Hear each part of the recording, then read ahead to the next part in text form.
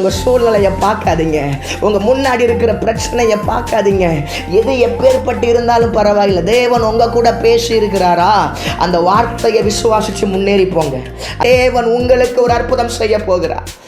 Abraham சாராளுடைய கைகளில் ஈசாக்குங்கிற பிள்ளையை கொடுத்து கர்த்தர் அவங்களை சிரிக்க வச்சாருங்க.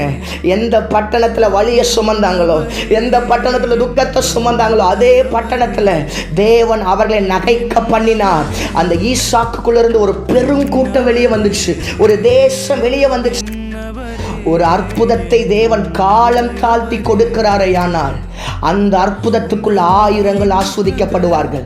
ஒரு அற்புதத்தை கேட்டு தேவ சமூகத்தில் உடனே அந்த அற்புதம் உங்களை விட்டு பிரசவிக்குதுன்னா அது உங்களை மட்டும்தான் திருப்திப்படுத்தும். ஆனால் பல ஆண்டுகளை தேவ சமூகத்தில் காத்திருக்க வச்சு அவமானப்பட்டு உடைக்கப்பட்டு மனுஷர்களால் நிந்திக்கப்பட்டு தேவன் ஒரு அற்புதத்தை உங்கள் கையில் கொடுக்கிறார்னா அந்த அற்புதங்களுக்குள்ள தேசங்களை ஆசீர்வதிக்கிற ஆசீர்வாதம் மறைஞ்சு கிடக்குது.